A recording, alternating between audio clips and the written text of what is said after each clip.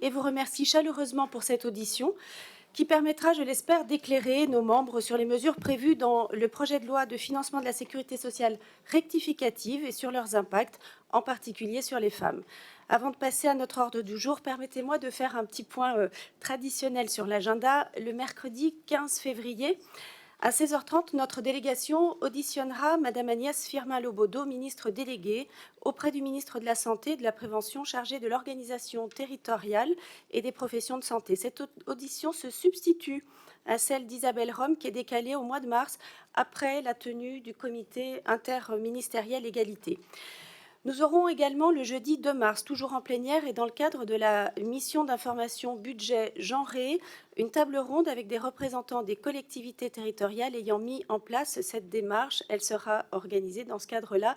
Je rappelle une invitation auprès de vous tous pour aller rechercher des initiatives dans vos territoires pour permettre de nourrir cette audition.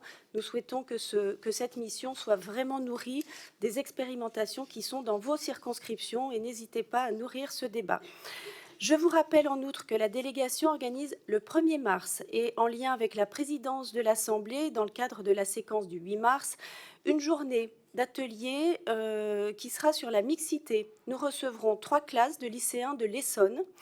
On organise le matin des ateliers, puis on aura un temps de restitution de ces ateliers de 16h à 18h. En salle Victor Hugo, vous êtes chaleureusement conviés à participer.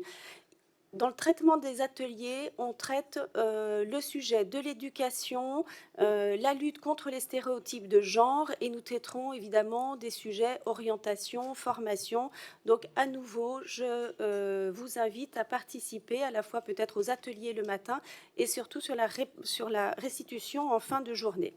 Enfin, vous pouvez d'ores et déjà noter à votre agenda la date du 2 mai 2023, 17h30, nous organisons la projection du documentaire Lettre à l'enfant que tu m'as donné de Charlotte Silvera. Cette projection sera suivie d'une table ronde en présence de notre ministre Isabelle Rome. Nous en arrivons maintenant à notre ordre du jour. Nous allons entendre une présentation par Monsieur le ministre des principaux enjeux et des impacts sur la réforme, pour les femmes. Je donnerai ensuite la parole aux orateurs de groupe pour une durée de 2 minutes. Je vous demanderai de bien vouloir respecter ce temps. Je donne le temps global. Nous sommes ensemble jusqu'à 18h15, donc nous ferons en sorte que chacun puisse intervenir. À l'issue de ce temps, je donnerai la parole à des questions brèves et on va tenter de faire des questions-réponses pour essayer de dynamiser cet échange et ce débat. Donc le respect du temps sera crucial pour être dans notre timing. Je vous remercie, mes chers collègues. Monsieur le ministre, vous avez la parole. Merci beaucoup, Madame la Présidente. Quelques mots d'abord pour vous remercier de cette invitation à présenter ce qui concerne plus particulièrement la situation des femmes et la question de l'égalité entre les femmes et les hommes dans la réforme des retraites telle que nous l'avons présentée dans le cadre du projet de loi de financement de la sécurité sociale rectificative que la Commission des affaires sociales examine actuellement et qui sera examiné en séance à partir de la semaine prochaine. Il y a cette occasion qui m'est donnée, mais c'est aussi pour moi l'occasion de rappeler que la question de l'égalité professionnelle et de l'égalité des femmes et des hommes dans chacun des secteurs du travail, tant la vie active qu'après la vie active et au moment de la retraite, doit être une préoccupation constante, que c'est une préoccupation constante de mon ministère, et je crois que c'est une préoccupation qui est évidemment très largement partagée par l'ensemble des membres de votre délégation. Nous sommes souvent, dans le débat qui nous anime autour des retraites, confrontés à une forme de difficulté, ou en tout cas d'interrogation, de recherche de solutions, qui là aussi, je crois, peut traverser différentes sensibilités qui animent le Parlement et votre délégation. Nous souhaitons toutes et tous que le système de retraite soit le plus protecteur possible, et nous avons toutes et tous une forme de tentation, mais qui est une tentation extrêmement humaine, extrêmement compréhensible, de faire en sorte que ce système de retraite en particulier puisse corriger, gommer, parfois même effacer un certain nombre d'inégalités, d'injustices qui, tout au long de la vie, ont pu s'accumuler. Et je pense notamment à cette injustice qui persiste en matière de vie professionnelle et ce chantier toujours ouvert de l'égalité professionnelle, puisque nous savons que ce sont les inégalités professionnelles qui font les inégalités de retraite et que ce sont ces inégalités professionnelles qui expliquent l'écart moyen de pension entre les femmes et les hommes, ce n'est pas le système de retraite en lui-même qui génère cette inégalité, mais bien les années qui le précèdent et que parfois nous essayons de réparer. Le système de retraite n'est donc pas responsable en lui-même par les paramètres qui sont les siens de cette situation. Et d'ailleurs, nous pouvons voir qu'avec la progression, l'augmentation continue, permanente, tant du taux d'emploi que de la capacité à concilier vie personnelle, vie familiale, vie professionnelle, et donc une augmentation du taux d'emploi des femmes à la fois par génération, mais aussi à l'échelle de toute une vie, progressivement et malheureusement très lentement, les inégalités de montant de pension entre les femmes et les hommes diminuent. Beaucoup trop doucement, évidemment. Mais nous étions à plus de 40% il y a quelques années, nous sommes aujourd'hui à 30%. C'est évidemment considérable, c'est évidemment inacceptable, mais cela démontre aussi que sociologiquement, le fait que notre société permette, d'une certaine manière, facilite, je ne sais comment l'exprimer, un travail des femmes à l'échelle d'une vie plus facile, ou en tout cas moins difficile à concilier avec une vie personnelle et une vie familiale, a aussi pour conséquence que nous puissions avancer en matière de réduction des inégalités. Il y a 3 points que je voudrais expliciter devant vous pour peut-être faire écho à un certain nombre de débats qui ont pu traverser l'espace public au cours des derniers jours. Le système, la réforme de retraite que nous présentons n'est d'abord pas une réforme défavorable aux femmes.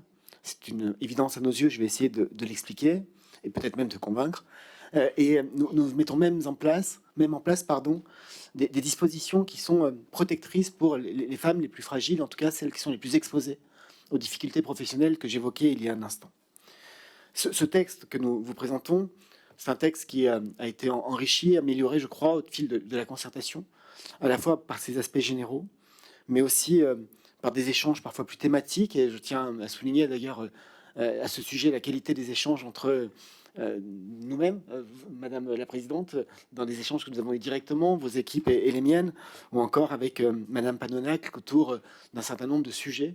Et je pense notamment aux avancées qui ont pu être d'ores et déjà imaginées et que le gouvernement soutient pour faire en sorte, par exemple, que sur l'index des seniors, il puisse y avoir une approche genrée de cet index des seniors. Vous avez déposé un amendement en ce sens qui nous paraît utile pour avoir la bonne mesure et donc les bons outils pour répondre à tout cela. Je voudrais revenir en premier point sur la question de l'âge de départ et de la durée d'activité nécessaire pour faire valoir une retraite à taux plein. Le fait que les femmes soient amenées à repousser leur âge de départ après la réforme s'explique de 2 manières. Comme pour les hommes, ça s'explique à la fois par la mise en application de la réforme votée en 2013 avec un relèvement de la durée de cotisation minimale exigée pour avoir droit à une retraite à taux plein, et ça s'explique évidemment par le fait que nous envisageons de relever progressivement l'âge d'ouverture des droits de 62 à 64 ans. Et il y a une forme de conséquence mécanique à cela, avec un âge de départ qui va évoluer tant pour les femmes que pour les hommes. Je tiens à préciser, et vous retrouvez cet élément dans l'étude d'impact, en tout cas dans le rapport d'évaluation que nous avons remis, en page 56 pour être tout à fait précis. À l'heure où nous parlons, pour la génération 60, 61, 62, 61 plus particulièrement, cette génération qui peut faire valoir ses droits à la retraite au moment où nous nous réunissons, l'âge de départ effectif, je ne parle pas d'âge légal de départ, mais l'âge de départ effectif des femmes est le même que celui des hommes. Pendant très longtemps, l'âge de départ effectif des femmes a été supérieur à celui des hommes du fait d'une propension subie à avoir des carrières hachées et donc à connaître des carrières hachées qui a amené les femmes à travailler plus longtemps après l'âge d'ouverture des droits pour atteindre le taux plein. Et d'ailleurs, lorsqu'on regarde lesquels des assurés sont les plus nombreux à devoir aller jusqu'à 67 ans et donc l'âge de suppression de la décote, ce sont très majoritairement des femmes, et c'est pour cela que nous avons fait le choix de maintenir l'âge de suppression de la décote à 67 ans, alors que chacune des réformes précédentes de relèvement de l'âge d'ouverture des droits c'était aussi traduite par un relèvement à due concurrence de l'âge de suppression de la décote. Et donc, nous avions cette situation où l'âge moyen de départ effectif était supérieur. Aujourd'hui, nous sommes sur un âge effectif qui est le même. Et lorsqu'on le regarde, ce rapport d'évaluation et l'étude d'impact, on voit que progressivement, lorsqu'on avance dans le temps, l'âge de départ effectif des femmes va progressivement être inférieur à celui des hommes. Et c'est ce qui m'a amené à quelques occasions de souligner qu'en 2030, pour prendre un horizon qui n'est pas trop lointain, l'âge de départ effectif des femmes sera inférieur à celui des hommes, alors qu'il est identique aujourd'hui. C'est un premier point que je voulais souligner. car en 2000, pour les femmes, pardonnez-moi, nées en 1972, pour les Français nés en 1972, l'âge de départ effectif estimé dans l'ensemble des études sur lesquelles nous nous appuyons sera de 64 ans et 4 mois lors de ce départ effectif pour les femmes et de 64 ans et 6 mois pour les hommes. Je répète, c'est la double conséquence à la fois du relèvement de l'âge et de la mise en œuvre de la réforme dite Touraine d'augmentation de la durée de cotisation. Se pose parfois la question, et c'est en cela qu'il y a un chantier, à mon sens, devant nous, de la manière dont sont valorisés à la fin de la carrière les trimestres qui font l'objet d'une validation et qui sont considérés comme validés mais non cotisés à l'occasion d'événements familiaux. Le fait de relever quelque peu l'âge de départ, le fait d'augmenter la durée de cotisation exigée, amène à une forme de moindre effet de ces trimestres validés à l'occasion d'une maternité ou de l'éducation d'un enfant, pour être tout à fait complet sur les 8 trimestres que l'on peut appliquer dans le cadre du régime général. Et cela s'explique aussi par le fait par ce que j'évoquais tout à l'heure, le fait qu'aujourd'hui, beaucoup, pour ne pas dire la plupart, ça serait un peu présomptueux de dire beaucoup ou toutes, la plupart des femmes qui travaillent, qui ont un enfant, peuvent à la fois reprendre une activité rapidement, sont indemnisées dans le cadre du congé maternité, et donc à l'occasion d'une naissance, peuvent à la fois la même année valider un certain nombre de trimestres au titre de leur activité professionnelle et de leurs revenus, et dans le même temps bénéficier, et c'est la loi qui le prévoit ainsi, de 4 trimestres validés supplémentaires. Et nous sommes passés d'une situation où, lorsque nous avons créé, je vois Madame réagir, mais je vais au bout de la démonstration parce que je peut-être même qu'on peut être d'accord sur l'objectif final. Mais lorsque ces trimestres validés ont été décidés à la fin des années 60, nous étions dans une situation où, lorsqu'une femme avait un enfant et accouchait, elle arrêtait son activité. Et ces trimestres étaient véritablement pensés comme une compensation de trimestres pendant lesquels elle ne pouvait pas cotiser, et parce qu'elle ne pouvait pas travailler, qu'elle ne bénéficie pas de revenus de substitution suffisants pour valider les trimestres. Et nous sommes passés, ce qui est plutôt heureux, à une situation où les évolutions que j'évoquais aidant ou le permettant, ces trimestres viennent en plus et non pas en compensation ou en contrepartie de trimestres entre guillemets perdus parce que non cotisés. Et donc c'est une question que nous devons peut-être regarder de manière très posée, très rationnelle, si vous me permettez cette expression, à la fois pour trouver de l'égalité, parce qu'aujourd'hui nous avons des régimes en la matière qui sont totalement différents. Le fait que dans le régime général il y ait 4 trimestres validés, alors que dans la fonction publique il y en ait 2, peut interroger.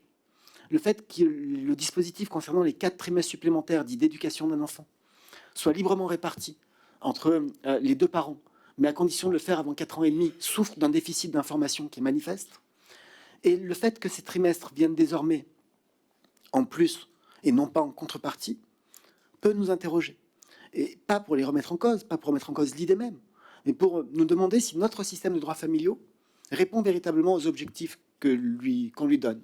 Et peut-être que nous sommes passés, et c'est une réflexion que nous pouvons avoir, d'un objectif où ces trimestres validés venaient remplacer et compenser donc des trimestres non cotisés et perdus, à une situation où désormais la parentalité, en l'occurrence la maternité, n'empêche plus de cotiser au moment de l'arrivée de l'enfant, mais peut-être perçu comme un frein à l'évolution professionnelle. Et si c'est un frein à l'évolution professionnelle, ce qu'on sait que dans différentes études c'est le cas, ça n'est pas forcément par l'octroi de trimestres de compensation, mais peut-être par d'autres mécanismes. Et je le dis très directement, d'autres mécanismes à inventer que l'on peut apporter des réponses à cette inégalité de déroulement de carrière liée parfois à la maternité, qui ne se traduit plus par une absence de trimestres cotisés, mais plutôt par un frein à la promotion professionnelle ou à la progression professionnelle. Ça fait partie du chantier sur les droits familiaux que nous proposons d'ouvrir, à la fois avec le corps, mais je sais, et votre délégation très certainement de manière prioritaire, l'intérêt des parlementaires sur ce sujet-là. La deuxième chose que je veux souligner concerne la question du niveau des pensions.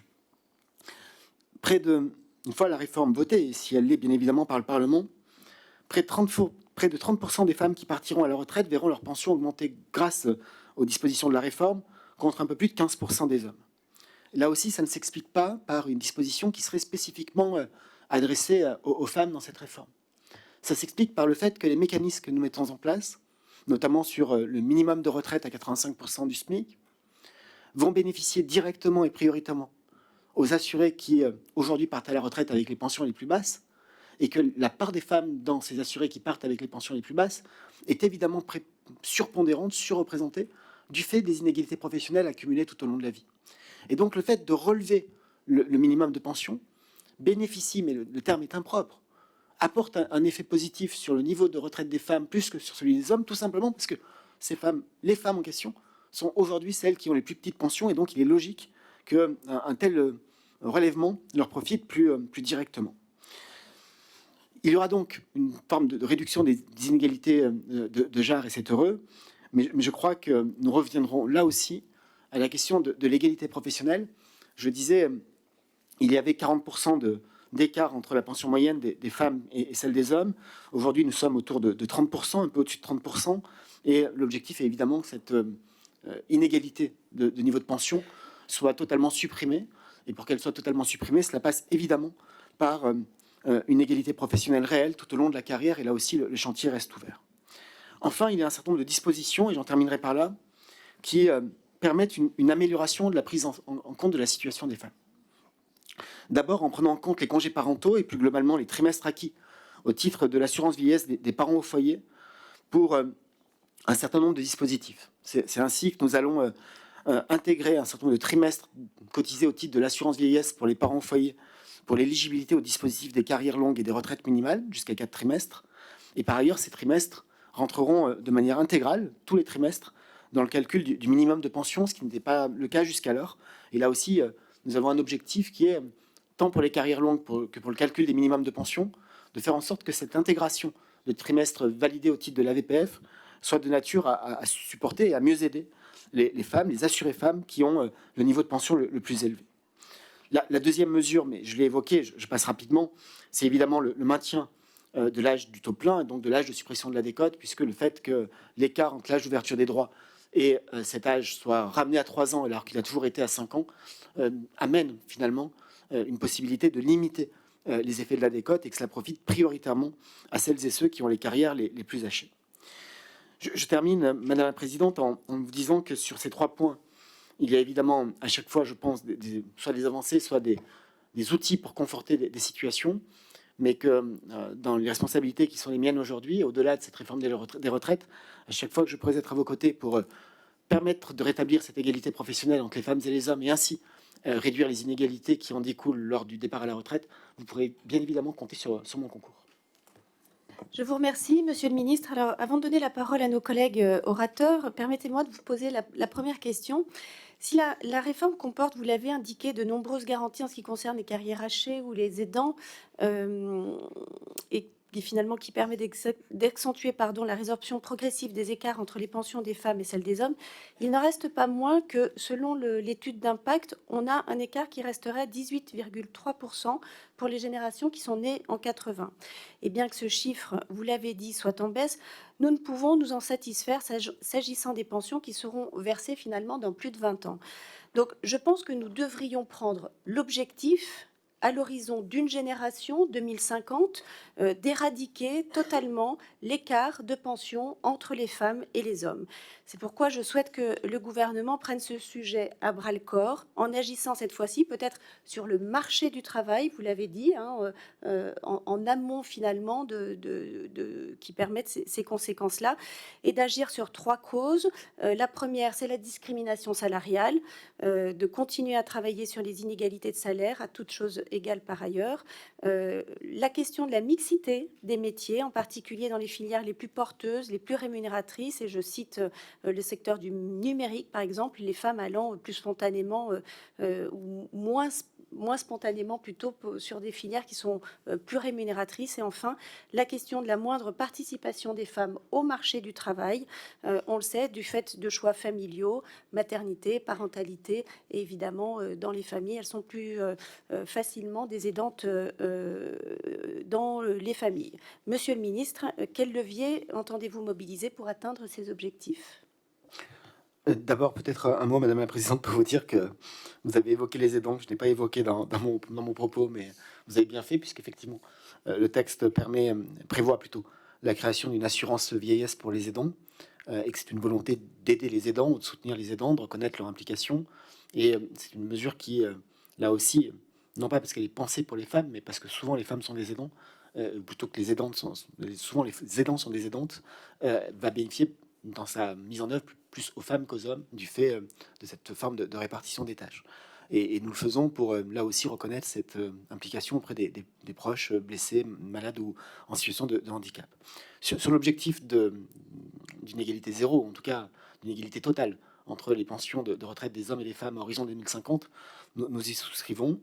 Et nous y souscrivons à une condition, mais vous l'avez évoqué, c'est que ce soit accompagné d'un plan d'action. La déclaration, l'intention et l'objectif, je pense, sont partagés par tous. Et si nous pouvions le faire plus vite, nous en serions tous très heureux.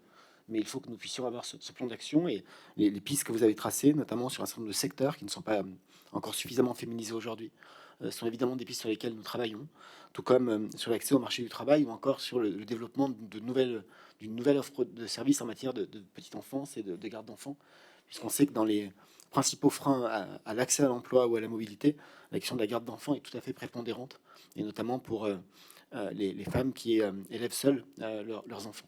Donc ça fait partie des sujets sur lesquels nous sommes à la fois ouverts au travail, mais aussi ouverts au partage de ce que nous avons déjà imaginé, ce sur quoi nous avons déjà avancé, sur les questions de garde d'enfants en particulier. Mon collègue Jean-Christophe Combe, dans le cadre des déclinaisons du Conseil national de la refondation, a ouvert un certain nombre de chantiers qu'on pourra partager avec vous. Je vous remercie. La parole pour le groupe Renaissance est à Prisca Thévenot. Merci Madame la Présidente. Monsieur le Ministre, effectivement, comme vous l'avez dit, la question de l'impact de la réforme des retraites sur les femmes est cruciale et nous observons aujourd'hui malheureusement beaucoup de contre-vérités, de désinformation à ce sujet que je pense cette audition va permettre de lever en sérénité. J'ai bon espoir que nous pourrons aborder avec vous, comme vous l'avez fait en préambule déjà, un certain nombre de scénarios qui entourent cette question, mais aussi et surtout identifier les points où nous pouvons peut-être aller plus loin, même au-delà de ce propre texte. Effectivement, vous l'avez rappelé, ce texte présente plusieurs avancées pour la retraite des femmes. Il s'attache tout particulièrement à protéger les femmes qui ont des carrières hachées, des carrières interrompues, celles qui aujourd'hui ont souvent les plus petites pensions. Ainsi, près de 30% des femmes bénéficieront d'une augmentation de leur pension. Les situations d'interruption d'activité seront mieux prises en compte pour l'éligibilité aux carrières longues au moment de la retraite, mais également dans le cadre des retraites minimales. Et cela, nous devons le souligner, c'est une grande avancée. Par ailleurs, nous continuons d'enrichir ce texte chaque jour. En ce moment se déroule l'étude de ce texte en commission des affaires sociales et pour toujours plus d'égalité, nous avons adopté en début de semaine l'amendement portant sur l'obligation de distinguer les sexes dans l'index senior porté par la députée Marie-Pierre Rixain. Cependant, le constat est là. De nombreuses inégalités subsistent et les écarts de pension s'expliquent en grande partie par les écarts de salaire contre lesquels il faut lutter. Mais soyons clairs, le système de retraite n'a pas vocation à corriger l'intégralité des difficultés a posteriori. Ainsi, au-delà de l'examen de ce texte, nous avons travaillé depuis 5 ans à corriger ces inégalités et ces défaillances du monde du travail. Dans la continuité de cette réforme, il serait nécessaire et urgent de s'interroger sur des actions au-delà de ce texte portant sur notre système de retraite, comme vous l'avez tout justement dit en préambule. Notamment sur la question d'une politique des familles. Quelles solutions souhaitons-nous apporter aux défis démographiques à moyen et à long terme? Quelles mesures prendre en compte pour continuer à agir pour qu'une femme n'ait plus à choisir ou n'ait pas à choisir entre sa maternité et sa carrière? Quelles solutions enfin avons-nous pour continuer à réduire les écarts de salaire et les inégalités professionnelles entre les hommes et les femmes avant même d'arriver à ce moment de la retraite? Ces questions, je pense que chacun d'entre nous a à cœur d'y répondre. Néanmoins, nous devons comprendre que l'ensemble de ces problématiques ne peuvent rentrer uniquement, essentiellement, dans le champ du texte que nous examinons aujourd'hui. Par conséquent, Monsieur le Ministre, je connais l'engagement de votre ministère pour combattre chaque jour les inégalités entre les hommes et les femmes, et j'espère que vous pourrez continuer à nous parler de ce sujet sur les peut-être prochaines échéances à venir. Merci. Je vous remercie. Monsieur le ministre. Ou peut-être tout simplement dire que ce n'est pas une grande surprise si je souscris largement au propos de Madame Thévenot. Personne n'en sera surpris, mais dire que dans des différentes dispositions que nous prenons, il y en a certaines que j'ai évoquées, notamment le fait de mieux protéger les carrières hachées. C'est là aussi une mesure qui s'applique à tous les assurés, mais qui a des conséquences peut-être plus importantes pour les femmes qui y sont plus exposées. C'est à la fois l'intégration donc des trimestres AVPF, des trimestres de congés parentaux, tant pour l'éligibilité aux carrières longues sur le calcul de la durée de cotisation requise que sur le calcul du minimum contributif. C'est la première chose. La deuxième chose, c'est que, de manière peut-être plus technique, dans les modalités que nous avons retenues pour le calcul du montant du minimum de pension et de son éligibilité. Nous disons, et c'est une réalité, que le minimum de pension va se traduire par un relèvement au 1er septembre de la pension minimum, pardon pour la répétition, de 100 euros, sous forme de relèvement du minimum contributif. Et en réalité, il s'agit de relever le minimum contributif majoré de 75 euros et le minimum contributif de base de 25. Ça permet à la fois de relever, puisque ce sont pour des carrières complètes, là, l'objectif cible, de relever très fortement, plus fortement, la pension de celles et ceux qui ont travaillé pendant au moins 30 ans. C'est le premier critère d'éligibilité au MICO majoré. Mais de relever aussi la pension, souvent assez basse, de celles et ceux qui ont travaillé moins de 30 ans, mais qui ont pu connaître des interruptions plus longues dans leur carrière. Et il y a d'autres leviers que nous pouvons actionner. Il y a évidemment un levier sur la question de l'égalité professionnelle, et c'est d'assurer à la fois un suivi de tous les engagements qui ont été pris. Plusieurs lois ont été votées, il faut aller au bout de celles-ci. Et lorsqu'on voit les résultats de de l'index égalité professionnelle, ils sont plutôt encourageants, puisque à méthodologie constante et à mode de calcul constant, les notes des entreprises qui sont exposées à cet indice sont des notes en amélioration, ce qui est plutôt le témoignage d'une bonne dynamique. Ça ne veut pas dire que le chemin est terminé, mais la dynamique est là. Il y a une politique d'accompagnement que nous devons mettre en place et renforcer auprès des familles, puisque la question de la natalité est évidemment une question majeure, mais à concilier avec la vie professionnelle. Je ne voudrais pas, pardon si je dis de manière simpliste, mais je ne voudrais pas qu'un regain de politique de natalité se traduise par un déclin de politique en matière d'égalité professionnelle et d'accès à l'emploi des femmes. Donc il faut faire attention à ces deux éléments. Et puis il y a des éléments d'égalité qu'on peut travailler. Le gouvernement est tout prêt d'ici la séance à avancer avec les parlementaires qui le souhaitent sur la réduction de certaines inégalités. Je pense par exemple au fait qu'aujourd'hui les professions libérales, et elles sont nombreuses, pas nécessairement toujours avec des revenus aussi importants que l'image qu'on en a, ne bénéficient pas de la majoration de 10% dont bénéficient les autres assurés à partir du 3e enfant. Ça fait partie des choses que l'on peut regarder aussi pour faire en sorte qu'il y ait le maximum d'égalité. Merci, Monsieur le Ministre. Pour le groupe Rassemblement National, Monsieur Emmanuel Taché de la Pagerie. Madame la Présidente, Monsieur le Ministre, chers collègues, l'étude d'impact du projet de loi de financement rectificatif de la Sécurité sociale pour 2023 portant réforme des retraites est très claire. Les femmes seront davantage impactées par le recul de l'âge de départ à la retraite de 62 à 64 ans. Elles devront travailler en moyenne 7 mois de plus contre 5 pour les hommes. Le ministre des Relations avec le Parlement, Franck Riester, a lui-même concédé qu'il était évident que les femmes allaient être pénalisées, dont acte. Pour certaines générations, notamment celles des années 80 par exemple, on passe même du simple au double. Les femmes devront partir en moyenne 8 mois de plus, contre 4 pour les hommes. En cause, celles qui pouvaient partir dès 62 ans à taux plein, grâce au trimestre acquis lors de la naissance de leurs enfants, devraient désormais attendre l'âge légal, soit 2 ans de plus pour partir. Cette situation est d'autant plus inique du fait que les femmes prennent déjà leur retraite plus tard que les hommes.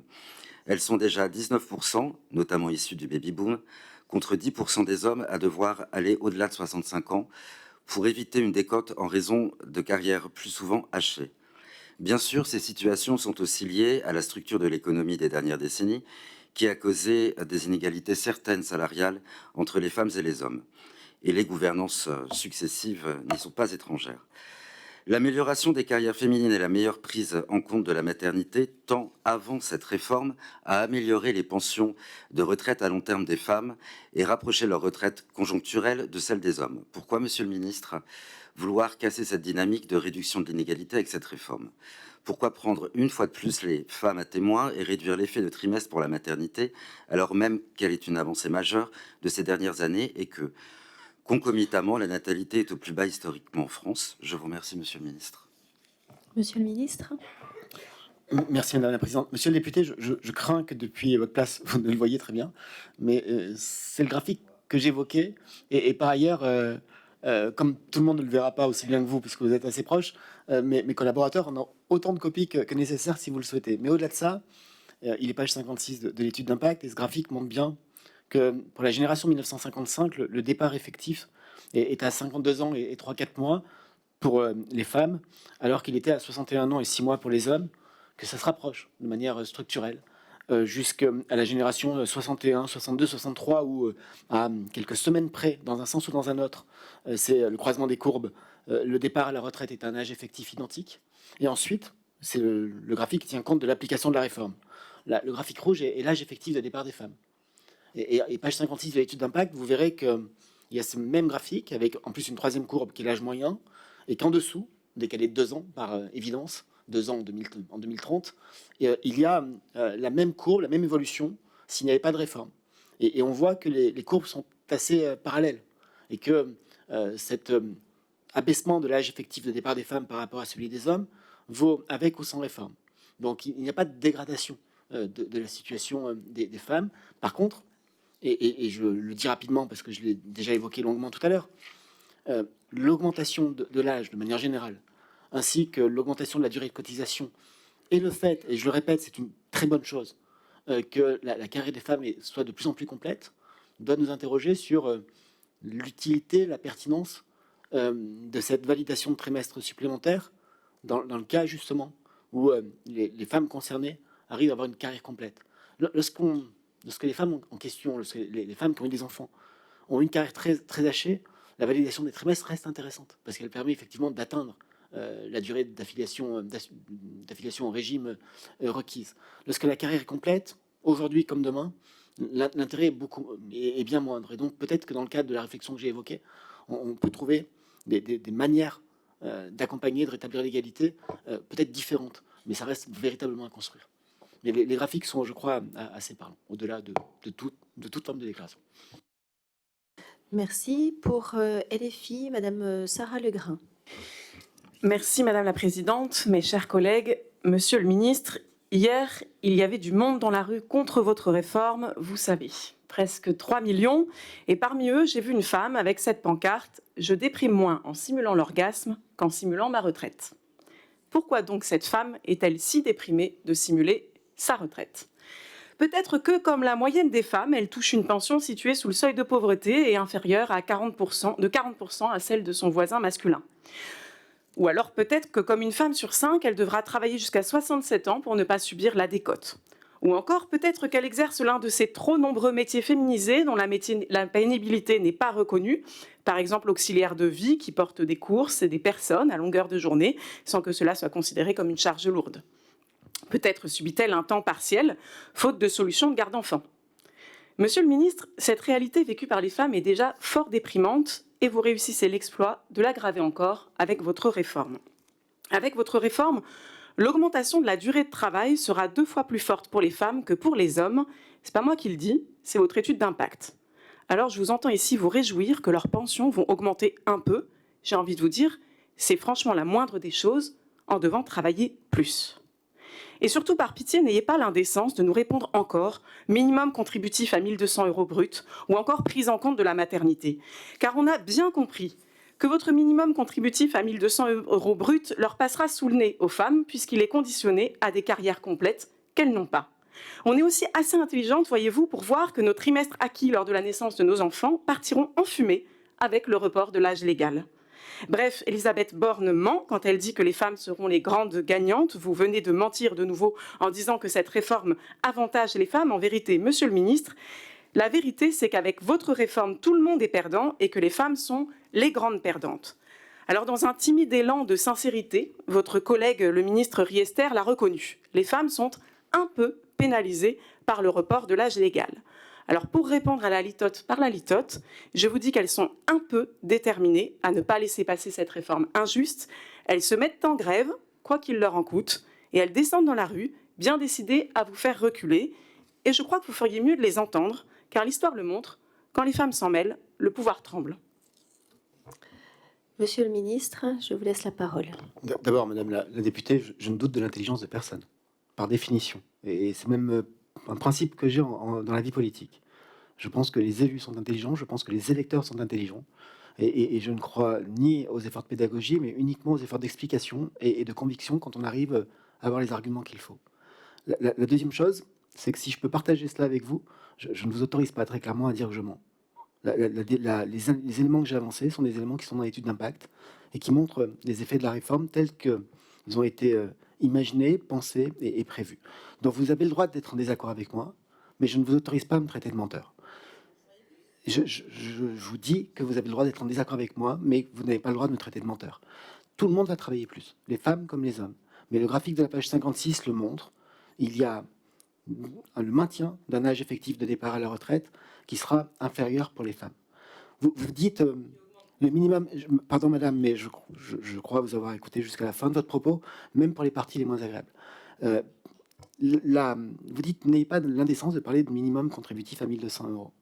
Mais ce qui est indécent, ça serait de maintenir le niveau des pensions là où il est. Peut-être que vous considérez que c'est insuffisant. Peut-être que vous considérez que ça ne compte pas. Mais moi, je considère que lorsqu'on améliore de 100 € des pensions qui sont à 1 050, 1 060 € aujourd'hui, ça compte. Et ça compte pour ceux qui vont pouvoir ainsi en bénéficier. Et qu'il y a 200 000 retraités par an sur les 800 000 départs qui vont bénéficier d'une pension meilleure, jusqu'à 100 € par l'application de la réforme plutôt que par sa non-application. Puis enfin, un dernier mot, mais pour vous dire que et vous montrer que j'ai écouté la totalité de votre question. Jusqu'à 53 ou 54 secondes, j'étais d'accord avec tout. Peut-être pas à la pancarte, parce que je ne l'aurais pas écrit comme ça. Mais j'étais d'accord avec tout sur le fait qu'il y a des inégalités professionnelles, le fait que les femmes aujourd'hui sont à la retraite victimes d'inégalités qui sont la conséquence d'inégalités tout au long de la vie. Et je pense que au-delà du texte, et au-delà du débat et au-delà du désaccord que nous avons sur la réforme que nous proposons, ce chantier-là, et je l'ai dit, je le répète, reste prioritaire.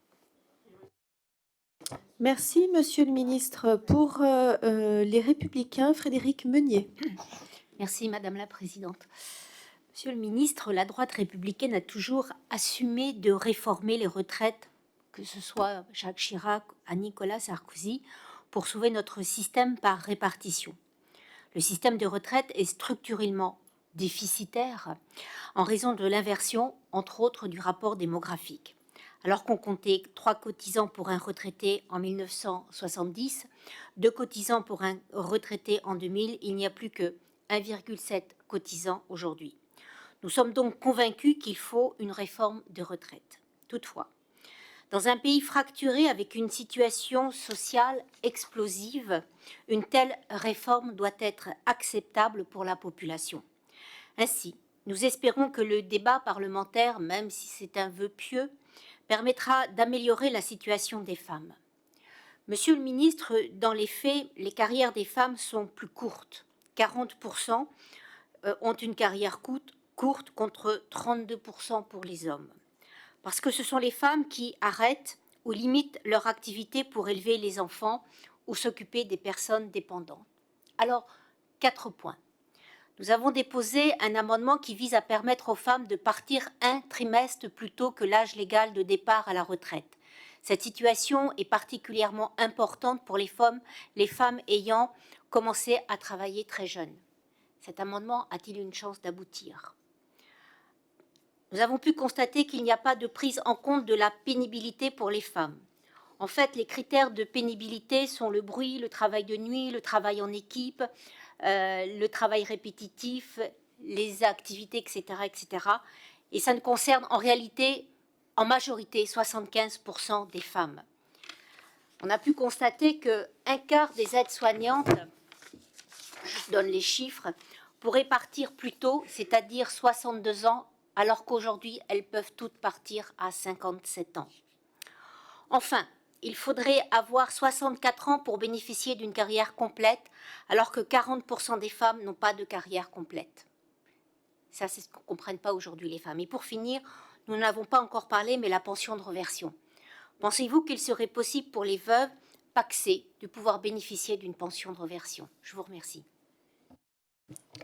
Monsieur le Ministre. Merci Madame la Présidente. Madame la députée, sur le premier point de votre intervention, et la question de créer finalement une carrière longue, peut-être genrée, ou une carrière longue spécifique femme. Nous ne sommes pas sur cette orientation-là, avec des modèles et des réponses que nous essayons d'apporter et d'améliorer sur des questions de carrière longue, qui sont des réponses qui s'appliqueront, en tout cas qui s'adresseront à tous les assurés, hommes et femmes. Nous regardons par contre comment la prise en compte des trimestres que je qualifiais tout à l'heure à VPF, mais aussi des trimestres congés parentaux, peuvent faciliter cet accès à la durée de cotisation requise, y compris dans le cadre de départ anticipé. Ça, c'est la première chose. La deuxième chose, nous regardons aussi, et nous avons cette attention sur la situation des assurés, et les femmes sont plus nombreuses dans cette situation que les hommes, à approcher et même à franchir l'âge d'ouverture des droits sans avoir une carrière complète, et vous l'avez dit, souvent, les assurés qui n'ont pas une carrière complète, qui n'ont pas la durée de cotisation exigée, sont des femmes qui doivent aller plus loin. Le 62 ou le 64 ans ne change pas grand-chose d'une certaine manière à cette situation-là, puisque très souvent, le fait de devoir aller plus loin les amène au-delà de 64 ans, et c'est lié à cette inégalité de carrière que j'ai déjà évoquée. C'est pour cette raison, par contre, que nous avons fait le choix que j'ai déjà évoqué, de maintenir l'âge de la décote pour ne pas repousser cet horizon de suppression de décote par rapport à un âge de départ à la retraite. Sur le troisième point, qui est la question des aides-soignantes, je dois dire que le quart que vous avez évoqué, je ne l'ai pas en tête, donc je regarderai plus précisément. Par contre, sur la question des aides-soignants, et les aides-soignantes, mais on sait que c'est une profession très majoritairement féminine, on a un très gros chantier d'harmonisation de droits à faire. Aujourd'hui, si vous êtes aide-soignant à l'hôpital public et donc titulaire de la fonction publique hospitalière, vous êtes considéré comme catégorie active et vous pouvez partir avec 5 ans d'avance sur l'âge légal de départ. Si vous êtes aide-soignant dans le même hôpital, mais comme contractuel, vous n'avez pas droit à ce départ anticipé puisque seuls les titulaires sont en catégorie active. Si vous êtes aide-soignant dans le secteur privé, vous avez le droit, en tout cas vous pouvez être éligible au compte professionnel de prévention. L'abaissement des seuils d'obtention des points que nous proposons dans la loi va faciliter l'accès de cette profession d'aide-soignant à des points de C2P qui peuvent être convertis soit en départ anticipé, soit en congé de reconversion. Et la prise en compte d'une autre manière, notamment des critères ergonomiques, mais pas dans le cadre du C2P, autour des postures pénibles, du port de charge et des vibrations, notamment pour les 2 premiers critères, permettra aussi de les accompagner. Puis enfin, il y a une troisième situation où vous pouvez être aide-soignant dans la fonction publique territoriale, principalement dans des EHPAD, gérés en régie directe par des CIS, des CCS. Et là, il n'y a ni compte personnel professionnel de prévention, parce qu'il n'est pas ouvert aux agents publics, ni catégorie active, parce que ça n'existe pas pour ce cadre d'emploi dans la fonction publique territoriale. Si vous ajoutez à cela la situation des infirmiers, qui est strictement la même, à l'exception de la FPH, où en fonction de la date de recrutement, vous êtes A ou B, donc vous êtes actif ou sédentaire, il y a un maquis à inégalité et un énorme frein à la mobilité entre ces différents employeurs d'un même métier finalement autour des aides-soignants. Et donc dans le cadre du fonds de prévention pour les métiers des soignants que François Braun va porter et qui apparaît dans le projet de loi de financement de la sécurité sociale rectificatif, ça fait partie des choses sur lesquelles nous devons trouver les bons outils, peut-être conventionnels, pour rétablir cette égalité entre des hommes et des femmes, et très souvent des femmes pour les aides-soignants, qui exercent le même métier mais avec des droits tout à fait différents. Merci, Monsieur le Ministre. Pour les écologistes, Marie-Charlotte Garin. Merci Madame la Présidente, Monsieur le Ministre. 1 145 € par mois, c'est la pension moyenne de retraite en France pour les femmes, contre 1 924 € pour les hommes. 10,4%, c'est le taux de pauvreté des femmes retraitées. Il est sensiblement plus élevé que celui des hommes et cet écart a tendance à se creuser depuis 2012. Enfin, les femmes partent un peu plus tard à la retraite que les hommes à la retraite. Je crois que vous voyez où je veux en venir, c'est que les inégalités de retraite sont le miroir des inégalités entre les femmes et les hommes tout au long de leur vie, et parfois même c'est un miroir grossissant. Vous nous dites que l'égalité femmes-hommes vous préoccupe et je l'entends, mais c'est bien la difficulté avec les droits des femmes, c'est qu'au-delà des bonnes intentions, il nous faut des moyens et des mesures concrètes. Vous parliez du chantier de l'égalité femmes-hommes, moi je fais partie de celles qui en ont marre de regarder les échafaudages et qui espèrent voir l'inauguration de leur vivant. Que proposez-vous pour remédier aux inégalités ? Parce qu'aujourd'hui, il n'y a rien pour remédier aux inégalités professionnelles malgré la loi de 2006 qui n'est toujours pas appliquée et aucune sanction en vue pour les entreprises qui ne la respectent pas. Rien pour le taux d'emploi des femmes. Je rappelle que la France est 25e sur les 38 pays de l'OCDE en la matière. Et pourtant, s'il était relevé au même niveau que celui des hommes, ce serait 10 milliards de cotisations supplémentaires pour nos retraites. Rien contre l'abus de temps partiel de certaines entreprises, temps partiel principalement occupé par des femmes. Rien pour les inégalités de salaire, alors que si nous arrivions à salaire égal pour travail égal entre les femmes et les hommes, nous augmenterions de 12% les cotisations. Mais au-delà de ne rien faire, votre réforme va creuser les inégalités dans un système qui est déjà défavorable aux femmes, puisque le décalage de l'âge légal de départ à la retraite de 62 à 64 ans et surtout l'allongement de la durée des cotisations vont toucher tout le monde. Les gens l'ont compris et ils et elles sont massivement descendus dans les rues hier. Mais cette décision, elle va surtout toucher tous ceux, et en fait beaucoup toutes celles qui ont eu des carrières courtes, des carrières hachées, des temps partiels. Et c'est aussi simple que cela, nous nous y opposons, et je vous le dis avec une certaine gravité, et je me fais l'écho des associations féministes, qui vraiment ont le sentiment que vous instrumentalisez les droits des femmes pour justifier une réforme d'austérité budgétaire. Donc vous ne pouvez pas vous entêter à présenter cette réforme comme bénéfique pour les femmes, alors même que ça n'est pas le cas. Je vous épargne la sortie d'un autre membre du gouvernement dont je salue l'honnêteté, mais au-delà de la question de l'impact désastreux sur les femmes de cette réforme, je vous demande de bien penser à l'impact que tout cela a sur la vie démocratique de notre pays et sur la confiance qu'ont les citoyens en leurs élus et en leurs paroles politiques. Je vous remercie. Merci, Monsieur le Ministre. Merci Madame la Présidente. Pardon Madame la députée si je suis rapide dans la réponse parce qu'en fait j'ai déjà donné un certain nombre d'éléments. Vous avez compris que je ne partage pas votre sentiment, en tout cas votre affirmation sur l'aggravation d'une inégalité. Je n'y reviens pas, je l'ai évoqué à plusieurs reprises. Mais vous avez aussi compris que nous partageons, je crois tous ici, ce chantier pour l'égalité professionnelle femmes-hommes. Je trouve à vrai dire un peu sévère quand vous dites il n'y a rien pour tel point, tel point, tel point. Il y a d'autres lois que celle de 2006 qui ont été adoptées. Il y a l'index que j'ai évoqué qui se met en place avec des sanctions à la clé pour cet index. Peut-être que nous pouvons aller plus loin, évidemment. Et quand vous dites que vous en avez marre de voir des échafaudages et que vous aimeriez inaugurer la fin du chantier, moi aussi. Et si je suis totalement direct et honnête dans ma réponse, j'aimerais que ce soit le cas, j'aimerais que ce soit le plus rapide, mais je crains malgré tout, et pas seulement du fait de dispositions législatives ou réglementaires, mais parfois de la durée et du temps que prennent certaines évolutions de notre société, que ça nécessite, et pour vous et pour moi, qu'on ait une certaine longévité en politique. Mais ce chantier, on le partage. Ne m'obligez pas à dire que c'est pour le sauver à court terme, Madame la députée. Oui, c'est vrai, c'est urgent parce que le déficit est là, il est bien là, mais je crois qu'on ne sera pas d'accord sur ce point. Et peut-être que vous conviendrez, Madame la députée, après m'avoir interrompu 9 fois depuis le début de cette séance, que ou 10 peut-être, je ne sais pas, pardon. Je ne voudrais pas minimiser votre effort, mais vous conviendrez peut-être avec moi que le chantier de l'égalité professionnelle nécessite des mesures qui prennent un peu plus de temps dans l'application que des chantiers comme ceux que l'on mène quand on parle du PLFSS. Mais vraiment, sur l'égalité professionnelle femmes-hommes, je vais le dire pour je ne sais combien de fois cette fois-ci, mais on a beaucoup à faire, et en plus je suis assez convaincu que ça fait partie des sujets sur lesquels chacun peut se retrouver. Monsieur le Ministre, je vous remercie. La parole pour le MoDem est à Sandrine Josso. Merci Madame la Présidente, Monsieur le Ministre, chers collègues, on est ravis de vous recevoir aujourd'hui au sein de la délégation. Et vous le savez, et pour cause, le projet de loi de financement rectificatif de la sécurité sociale est porteur de nombreuses avancées pour la situation des femmes, comme par exemple la revalorisation de 100 € des minima de retraite pour les futurs retraités et les personnes déjà à la retraite. Ainsi, 1,8 million de retraités bénéficieront de cette mesure de justice sociale, et dans ces 1,8 million de retraités, 60% sont des femmes. Aussi, n'oublions pas la meilleure prise en compte des carrières longues et interrompues pour s'occuper d'un enfant ou d'une personne dépendante. N'en déplaise à certains, nous le savons, toutes et tous, ce sont en premier lieu des femmes qui verront demain leur retraite améliorée. Le gouvernement auquel vous appartenez prouve ainsi, par des actes, que l'égalité entre les femmes et les hommes est bien la grande cause du quinquennat. Soyez certains que le groupe démocrate continuera d'être à vos côtés pour voter cette réforme. Pour autant, Monsieur le Ministre, le groupe démocrate pense qu'il est possible d'aller plus loin en faveur des femmes, notamment en ce qui concerne la maternité. Oui, notre système de retraite manque encore de justice envers les assurés ayant eu une carrière hachée, qui sont bien souvent des femmes.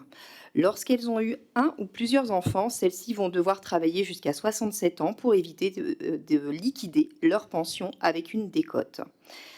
Dites-nous, Monsieur le Ministre, comment le système de retraite pourrait-il mieux soutenir les femmes qui ont eu des enfants? Et pensez-vous qu'une politique de soutien de la natalité soit importante pour garantir la pérennité de notre système par répartition? Et nous aimerions également savoir si l'égalité entre les hommes et les femmes fera partie des priorités du prochain projet de loi sur le travail. Merci. Merci, Madame ma collègue. Monsieur le Ministre. Merci Madame la Présidente. Madame la députée, d'abord pour répondre à votre dernière question, oui, ça serait un contresens que de porter un projet de loi sur le plein emploi, le travail, l'accès à la formation professionnelle, sans utiliser ce véhicule pour porter des dispositions qui permettent d'améliorer l'égalité entre les femmes et les hommes. Ça, c'est la première chose. La deuxième chose, concernant la prise en compte, ou en tout cas la manière de lutter contre les effets des carrières hachées, cela renvoie aux dispositions que j'ai évoquées, la prise en compte des trimestres de congés parentaux pour l'éligibilité au minimum de pension, pour l'éligibilité au système de calcul de l'éligibilité aux carrières longues, excusez-moi pour ce bafouillement, et nous avons la même logique pour les trimestres validés au titre de l'assurance vieillesse des aidants, avec cette volonté d'aller un peu plus avant et d'accompagner ceux qui aident, qui sont dans l'immense majorité des cas, des femmes. Il y a une autre mesure que j'ai évoquée tout à l'heure, je sais votre groupe y être attaché, c'est cette question de la majoration de 10% à partir du 3e enfant que nous souhaitons harmoniser, pour faire en sorte qu'il y ait un maximum d'assurés qui puissent avoir droit à cela. Je fais une association d'idées, parce que j'ai vu que Madame Meunier me disait que je n'avais pas répondu intégralement, et votre question m'a permis de voir ce à quoi je n'avais pas répondu. Sur les questions de droits familiaux, c'est la question des pensions de reversion. Et nous n'avons pas ouvert dans le texte tel que nous vous le présentons, n'avons pas inscrit de disposition sur les pensions de reversion. Il y avait dans la réforme précédente un objectif à 70%, qui se mariait très bien avec la mise en place d'un système universel. Dans le cadre d'un système qui reste un système par régime, cet accès harmonisé à la pension de reversion n'est pas aussi simple que cela, mais nous devons, je crois, ça relève aussi de ce chantier sur les droits familiaux, faire en sorte, d'ici le PLFSS pour 2024, qu'il y ait une harmonisation en matière de droit. Aujourd'hui, nous avons 13 régimes de pension de reversion et 13 règles différentes. Certaines règles sont assujetties à des conditions de ressources et d'autres pas du tout, ce qui est une inégalité assez fondamentale. Se posera aussi la question, et c'est là que Madame Meunier m'avait interrogé, de l'éligibilité à la pension de reversion de partenaires pacsés. Je ne vous cache pas, mais là c'est l'ancien ministre du Budget qui réagit, que c'est extrêmement cher, d'une part, et par ailleurs ça renvoie, mais je le dis sans le trancher, parce que je pense que c'est un débat qui renvoie aussi à l'organisation même de la société, et à la manière dont on conçoit l'union entre deux êtres, et à la nature de cette union juridique. Ça renvoie à un autre débat, qui est que dans le cadre du mariage, aujourd'hui ouvert à tous les couples, il y a un engagement d'assistance mutuelle, de solidarité, au-delà d'autres engagements qui sont rappelés par le Code civil. Et cet engagement de solidarité et d'assistance mutuelle qui apparaît dans le mariage, dans les articles du Code civil rappelés à l'occasion de la cérémonie de mariage, n'apparaît pas dans le PACS. Et certains juristes, je dis bien comme ça parce que je ne veux pas trancher le débat, considèrent que finalement la pension de reversion et la traduction post-mortem, pardon de le dire comme ça, de cet engagement d'assistance et de solidarité mutuelle, qui n'existe pas dans le PACS et qui n'aurait pas lieu à exister de manière post-mortem. Et d'aucuns considèrent aussi que désormais, dans un système juridique où le PACS est accessible à tous les couples et où le mariage est accessible à tous les couples, cette possibilité d'avoir deux régimes différenciés s'explique par cette absence d'assistance, d'engagement et une assistance mutuelle. Mais là aussi, le débat gagnera, je pense, à être mené. Je vous remercie. La parole pour le groupe Horizon à Anne-Cécile Violent. Merci Madame la Présidente. Monsieur le Ministre, chers collègues. Monsieur le Ministre, tout d'abord, je tiens à vous remercier pour les premières avancées de prise en compte des spécificités des carrières des femmes, les axes de progrès dans cette nécessaire réforme de retraite, même si nous sommes toutes d'accord et impatientes, elles sont largement perfectibles. Je crois en la sincérité de votre préoccupation et je salue vos efforts de pédagogie. Le 23 janvier dernier, le Haut Conseil à l'égalité entre les femmes et les hommes publiait son rapport annuel consacré à un état des lieux actuel sur le sexisme en France. Ce rapport fait notamment état d'une reconnaissance massive de l'inégalité entre les hommes et les femmes dans toutes les sphères de la société. Vous l'avez évoqué, le constat est particulièrement alarmant dans le monde du travail, puisque seulement 20% de la population estime que les femmes et les hommes y sont égaux en pratique. De plus, nous notons que les femmes sont largement surreprésentées dans les métiers précaires et les métiers du soir, aux conditions de travail dégradées et aux horaires atypiques. Ces inégalités se répercutent ensuite sur les pensions de retraite. Ainsi, le texte prochainement débattu pourrait être une belle occasion de corriger ces inégalités face à l'emploi, face aux indemnités retraite. Suite à votre introduction de ce jour, je crois comprendre que vous souhaitez en profiter pour favoriser l'emploi des femmes seniors, particulièrement en difficulté, et notamment alerter sur la situation de ces femmes dans le sens de l'amendement déposé par notre collègue Madame Panonacle. Je pense que vous y avez répondu. Je me permets d'ouvrir d'une manière plus générale et d'attirer votre attention sur la problématique des femmes travaillant dans le milieu médical et paramédical, au-delà des problématiques de pénibilité posturale évoquées par ma collègue Madame Meunier. Les dernières données sanitaires sont formelles. Ces soignantes, de par leur surexposition à des composés nocifs volatiles, de la part de la rotation des horaires jour-nuit, sont sujettes à une forte prévalence de pathologies cancéreuses, notamment le cancer du sein, de grossesses pathologiques, de problématiques addictives ou dépressives. Évidemment, tout cela va impacter leur qualité de vie en général, leur santé, leur carrière et évidemment leur retraite. Comment prendre en compte ces risques spécifiques des femmes soignantes dans un développement d'axes majeurs de politique publique? Je vous remercie, Monsieur le Ministre.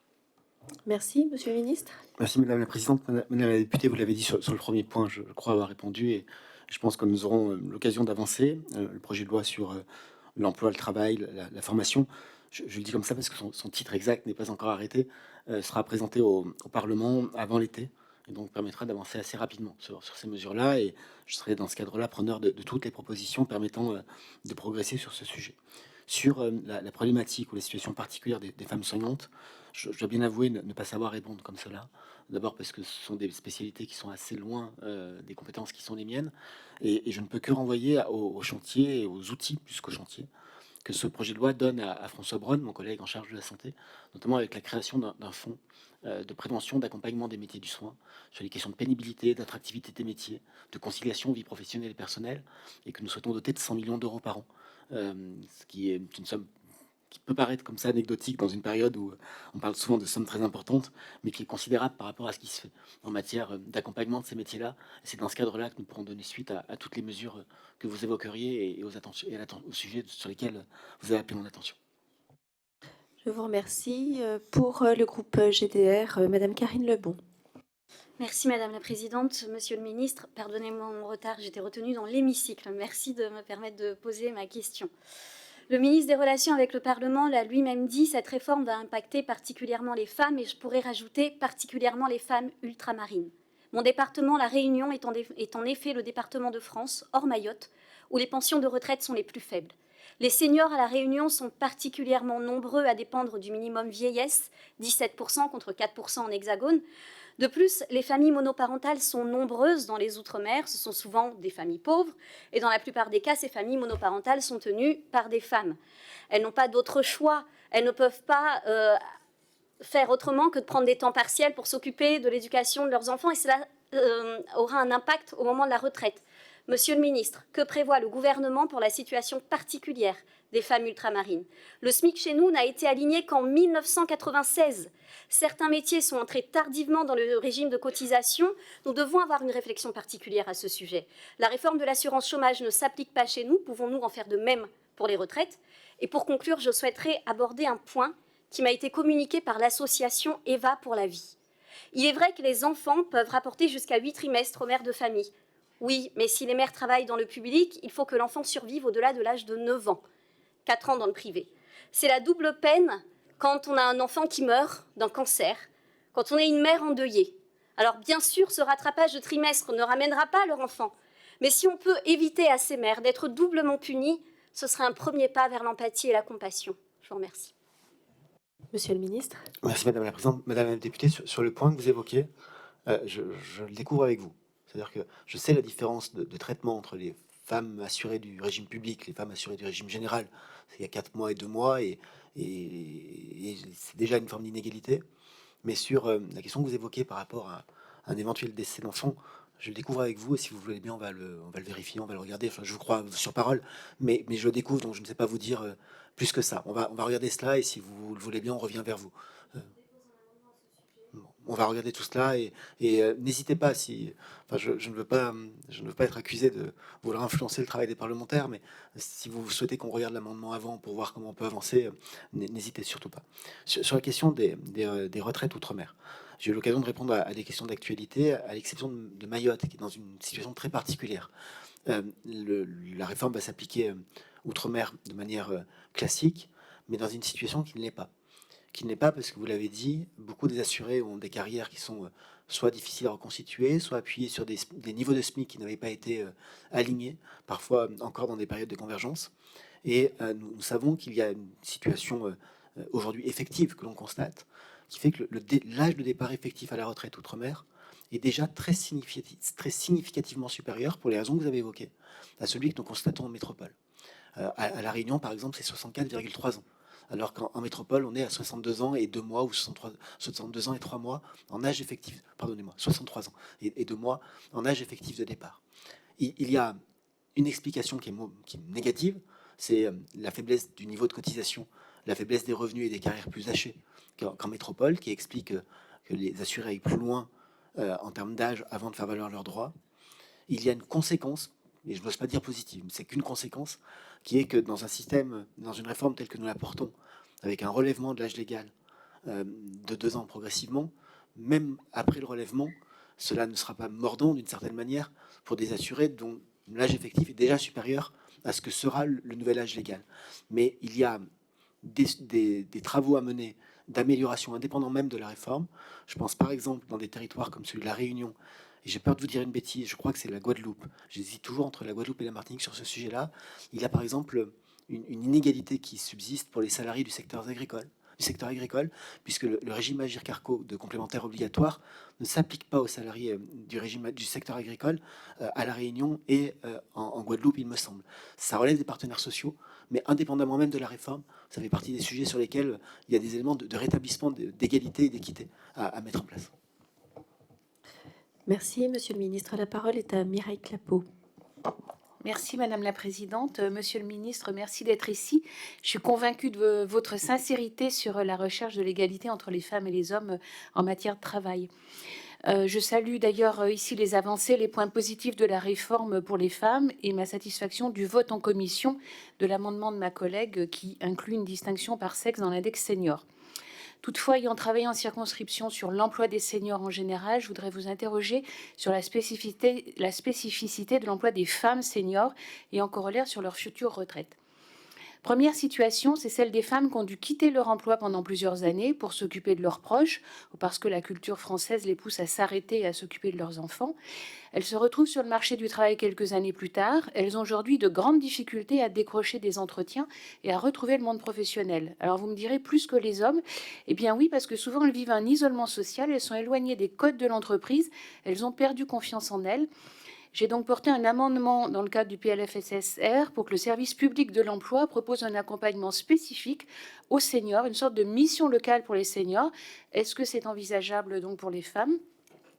Deuxième situation, c'est les femmes qui sont parties dans le cadre d'accords avec leur entreprise, qui sont au chômage, qui auraient dû normalement faire la jonction avec les retraites. Or, l'allongement de la durée de cotisation va les placer dans une situation précaire parce que les femmes sont plus souvent incitées que les hommes à quitter leur entreprise par un plan de départ volontaire. Elles ont aussi moins de patrimoine que les hommes. Voir le livre de Céline Bessière et Sybille Golac, Le genre du capital, elles ont moins de patrimoine, moins d'économie, donc elles sont plus en difficulté, d'où cette question. Et puis, je ne sais pas si j'ai encore quelques secondes, mais il y a la question de la formation en situation de travail pour améliorer l'employabilité des femmes. Comment est-ce qu'on peut vérifier que ces modalités de formation sont bien proposées à ce public spécifique? Je vous remercie. Merci, Monsieur le Ministre.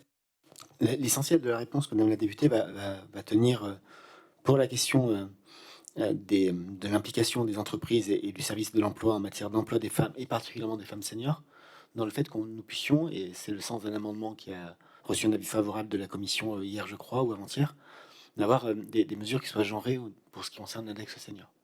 Mais une fois que j'ai dit cela sur la capacité à avoir une mesure genrée de cet accès du maintien à l'emploi des seniors, la réponse tient aussi dans des mesures pour l'emploi des seniors qui soient les plus générales et les plus efficaces possibles. La question de la formation, pas seulement pour les femmes, pour tous les seniors.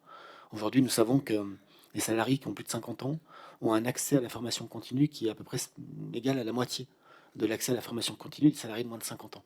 Et ça tient à la fois aux entreprises qui investissent moins en matière de formation pour leurs salariés les plus âgés, mais parfois aussi au sentiment par les salariés et pour les salariés que l'effort de formation deviendrait moins évident, moins efficace, moins utile après 50 ans. Et donc c'est au-delà des mesures que nous allons prendre, un changement extrêmement important de culture managériale et de culture d'entreprise qu'il nous faut pour que l'emploi des seniors ne soit plus considéré comme un frein.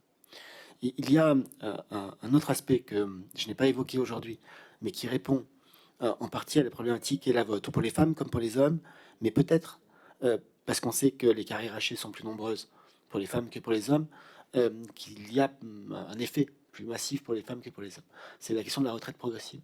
Le fait de permettre et de faciliter l'accès à la retraite progressive dans le privé et de l'ouvrir dans le secteur public est aussi un moyen d'accompagner les fins de carrière et de permettre finalement de décélérer, de lever le pied en termes de charges professionnelles sans renoncer à cotiser et donc à valider et cotiser des trimestres de manière à pouvoir aller jusqu'à une carrière complète, mais dans une situation où l'effort en termes de travail est moindre et donc d'éviter la décote qui peut parfois arriver faute de capacité à aller jusqu'au bout de cette carrière professionnelle. Je vous remercie. Pour LFI, Élise Le Boucher. Merci. Hop. Alors, Monsieur le ministre, merci de votre présence. Alors, comme l'a reconnu votre collègue, Monsieur Riester, cette réforme va particulièrement impacter les femmes. Alors, nous n'avions pas besoin de lui pour le comprendre. Les femmes l'ont bien compris, comme le reste de la population, elles ne veulent pas perdre 2 ans de leur vie. Alors, je ne vais pas reprendre, parce que ça a été beaucoup dit, le fait que les inégalités de notre système de retraite sont corrélées finalement aux inégalités sur le marché de l'emploi. Il a déjà été évoqué certaines pistes de travail. Et en effet, je pense qu'au-delà de cette réforme, il est urgent, et c'est possible qu'on veut, dans l'urgence, d'avoir un plan massif pour rattraper notre retard par rapport au marché de l'emploi.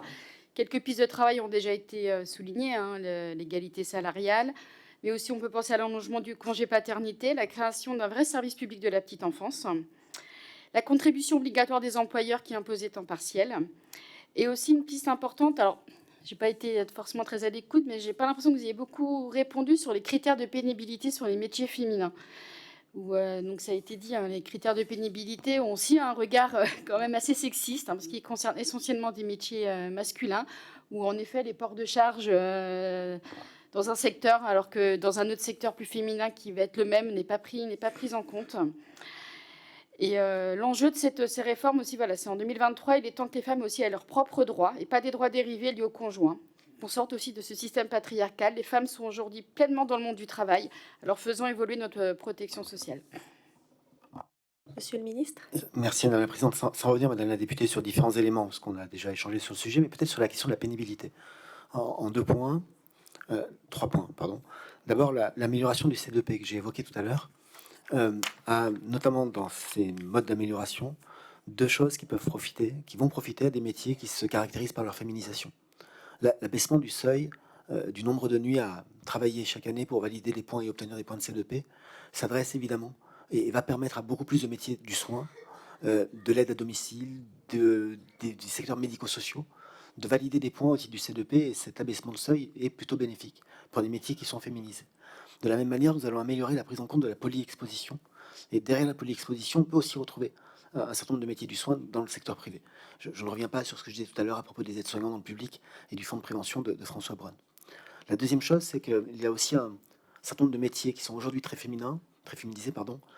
Je pense notamment au secteur de l'aide à domicile, et le fait que nous puissions non pas réintégrer au C2P, mais travailler à la fois en termes de prévention et en termes de suivi médical renforcé pour permettre des départs anticipés sur les critères ergonomiques et notamment les postures pénibles, le port de charge, ça va permettre d'emmener dans cet aspect de la pénibilité, de la prévention de la pénibilité, les métiers de l'aide à domicile, pardonnez-moi, qui se caractérisent par des manipulations, par du port de charge et la prise en compte de personnes.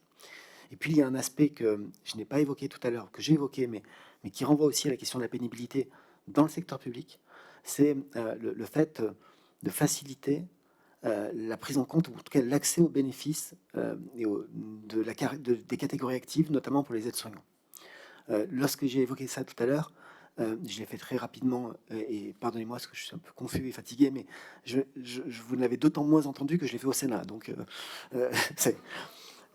donc, ne vous inquiétez pas, c'est juste une journée. Mais merci d'y faire attention. Je compte sur vous. Non, j'ai dit au Sénat sur la question des catégories actives dans la fonction publique. On va faire plusieurs choses. On va notamment permettre la portabilité, ce qui fait qu'aujourd'hui, un fonctionnaire qui travaille dans une catégorie active et qui fait, par exemple, c'est un métier très masculin, 15 ans comme surveillant de prison, 15 ans comme policier, on lui dit qu'il n'a droit à rien parce qu'il faut faire 17 ans dans un corps et uniquement un corps, ou 27 ans. Donc la portabilité va permettre de reconnaître des droits au départ anticipé pour ceux et celles qui auront accumulé des années d'active dans différents corps considérés comme actifs. C'est la première chose. Mais il y a 2 choses qui sont importantes, je crois, pour un métier très féminin, qui est celui des aides-soignants. C'est la suppression de la clause d'achèvement. C'est-à-dire qu'aujourd'hui, pour bénéficier du départ anticipé, il faut démontrer qu'au moment où vous quittez votre poste pour partir à la retraite, vous êtes dans le corps considéré comme actif. Le fait d'autoriser, le fait d'occuper un poste considéré comme sédentaire à la fin de votre carrière sera possible par la suppression de la clause d'achèvement, ce qui est une forme d'accompagnement pour permettre l'accès à des fonctions peut-être plus administratives pour celles et ceux qui le peuvent. Et la deuxième chose, c'est la prise en compte de la durée de travail dans une catégorie active comme contractuelle. Aujourd'hui, je reprends l'exemple des aides-soignants, Si vous êtes contractuel dans un hôpital public pendant 10 ans et que vous êtes ensuite titularisé comme aide-soignant, votre décompte d'années en catégorie active pour avoir droit à un départ anticipé commence au moment de la titularisation. Le fait d'intégrer les années faites comme contractuelles, c'est parfois 10, c'est parfois 2, c'est parfois 3, permettra aussi de renforcer cet aspect-là. Je vous remercie. La parole est à Amélia Lacrafi. Merci Madame la Présidente. Monsieur le Ministre, chers collègues. Monsieur le Ministre, je tiens tout d'abord à vous remercier chaleureusement d'être présent durant ce temps politique particulièrement chargé et important. Ma question porte sur l'engagement associatif. Si le don à une association fait l'objet d'une exonération d'impôt, rien n'est fait en revanche pour ceux qui contribuent à son bon fonctionnement. Or, le bénévolat est un moteur central de notre solidarité. Il contribue même à la création de richesses de notre pays. L'engagement de nos compatriotes représente ainsi 3% du PIB de la France en 2022. Parmi nos concitoyens bénévoles, les femmes occupent une place centrale, majoritairement présente dans les secteurs associatifs dans l'éducation, la culture et l'humanitaire. Elles sont au cœur de notre tissu associatif, dans tous nos territoires, et même quand elles mettent leur carrière entre parenthèses pour suivre leurs conjoints en expatriation. Nous retrouvons nos compatriotes au sein d'associations françaises comme les Accueils, les Entraides, l'UFE ou la DFE, au travers desquelles elles contribuent à la vie de la communauté et au rayonnement de la France à l'étranger. Face à ce constat, il n'est pas illégitime de se poser la question d'une meilleure prise en compte des périodes de bénévolat dans le calcul des droits à la retraite, dès lors que cet engagement répond à une activité régulière et reconnue. Plusieurs propositions de loi ont été déposées en ce sens ces dernières années. Certains collègues députés défendront des amendements similaires dans le cadre de cette réforme. Au-delà d'une forme de reconnaissance, une telle perspective pourrait permettre plus spécifiquement aux femmes de compenser les inégalités de carrière et donc de retraite dont elles font l'objet. Je souhaiterais donc avoir votre analyse et votre point de vue sur ce type d'évolution. Merci, Monsieur le Ministre. Merci Madame la Présidente, Madame la députée. Pour ce qui concerne l'engagement des bénévoles, nous n'avons pas inscrit, vous l'avez vu dans le projet de loi, de validation de trimestre au titre du bénévolat, parce que le sujet est certes important, et je partage ce que vous avez dit sur l'importance de cet engagement, mais il est extrêmement complexe à valider ou à valoriser sous forme de trimestre. D'abord parce que très souvent, pas tout le temps, mais très souvent, le bénévolat peut être réalisé par des hommes et des femmes qui sont en activité, qui ont un emploi et qui par ailleurs cotisent, valident un certain nombre de trimestres. Et j'écarte même le bénévolat réalisé plutôt par des retraités, là c'est un cas encore différent. Et surtout, la mesure du bénévolat n'existe pas aujourd'hui. On a tous plein d'exemples en tête, on peut tous témoigner de telle ou telle association et de l'engagement de telle ou telle personne sur des postes de responsabilité bénévole, mais nous ne savons pas véritablement le mesurer autrement que de manière déclarative. Et la question à laquelle il nous faudra répondre, mais ce ne sera pas dans le cadre de ce texte, ça pourra faire l'objet de travaux ultérieurs, ils sont demandés et nous y souscrivons, c'est comment est-ce qu'on fait pour déterminer le niveau d'intensité, de temps consacré à une activité bénévole pour justifier d'une prise en compte ou d'une majoration, d'une bonification de pension ou de durée de cotisation. Il y a des bénévoles qui vont consacrer un temps incroyable sur des activités qui sont difficiles à quantifier ou à mesurer, mais qui relèvent d'un contact humain absolument nécessaire. D'autres qui vont consacrer un temps incroyable sur des questions de gestion. Et puis d'autres, et ça n'enlève rien à la qualité de cet engagement, qui vont consacrer quelques heures de loin en loin pour participer à l'organisation d'événements. Et tout ne peut pas être pris en compte de la même manière. Et il y a un gros travail de défrichage à faire pour cela, un peu sur le modèle de ce que nous avons commencé à initier d'ailleurs pour la VAE, puisqu'en matière de VAE, on le fait avec ma ministre déléguée, nous travaillons sur cette possibilité de reconnaître les compétences acquises dans le cadre de l'exercice de responsabilité dans le secteur bénévole. Merci, Monsieur le Ministre. Pour LFI, Pascal Martin. Merci Madame la Présidente. Monsieur le Ministre, rappelons une réalité, les femmes travaillent plus que les hommes. 45 minutes de plus par jour en Europe pour être précise. Sauf que plus de la moitié de leur travail est réalisé gratuitement. Et quand leur travail est rémunéré, il l'est bien plus mal en moyenne que celui des hommes. Résultat, les femmes se retrouvent avec des pensions de retraite inférieures de 40% en moyenne à celles des hommes. Votre réforme, loin de résoudre cette inégalité, va l'accentuer. Ça a été dit par ma collègue et c'est écrit noir sur blanc dans votre étude d'impact. Vous qui êtes ministre du Travail, pouvez-vous expliquer aux femmes de ce pays pourquoi, depuis 5 ans et demi, Aucune mesure ambitieuse n'a été prise pour prévenir ces inégalités en amont, en agissant sur l'accès au travail des femmes et sur les inégalités salariales. Améliorer l'accès des femmes à l'emploi, lutter contre les inégalités de salaire, voilà un bien meilleur moyen de financer notre système de retraite et de réduire ce déficit que vous craignez tellement. Merci, Monsieur le Ministre. Merci. Pardon, Madame la députée, parce que je vais être très bref pour avoir répondu plusieurs fois aux mêmes questions. Je note simplement que vous n'avez pas cité mon collègue, ce qui m'a étonné, parce que ça avait été le cas jusqu'à présent à chaque fois. Mais c'est pour ça que je note.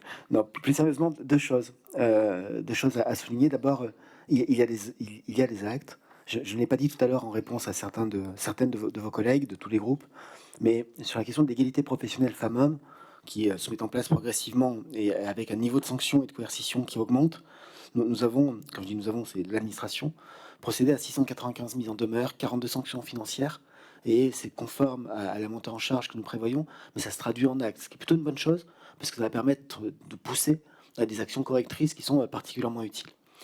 Votre intervention me permet d'apporter un élément pour montrer que nous avons un système qui a un caractère distributif, même s'il est encore très imparfait en matière d'égalité ou d'inégalité femmes-hommes. L'imperfection étant liée au déroulement de carrière, on l'a déjà tous constaté, dit et je crois partagé. Vous avez évoqué 40% d'écart. On est un peu plus de 30 aujourd'hui, mais le chiffre que vous avez évoqué était juste il y a quelques années. Non, justement. Avec les pensions de reversion, on est à 28. Je disais ça justement pour dire que les droits familiaux et les pensions de reversion permettent, et c'est heureux, de diminuer un peu l'écart, mais nous progressons petit à petit. Le 40% que vous avez évoqué est plutôt autour de 32-33 aujourd'hui. Les pensions de reversion permettent de le faire baisser, mais l'objectif est, comme l'a dit Madame la Présidente de la délégation tout à l'heure, c'est qu'à horizon peut-être 2050, ça peut paraître loin, mais c'est 25 ans, nous soyons sur un écart zéro. Ça sera ça la réelle égalité, mais ça passera par l'égalité pro et par l'égalité tout au long de la vie. Merci, Monsieur le Ministre, pour le MoDem. Madame Poitot. Oui, merci Madame la Présidente, Monsieur le Ministre, bonjour et merci.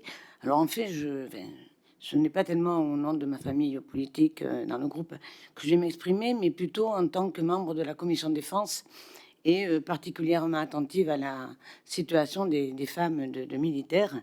Et je vais citer Florence Parly lorsqu'elle était ministre qui disait « Les familles sont au cœur de l'engagement militaire, ce sont les soldats que l'on recrute, mais ce sont des familles qui s'engagent ».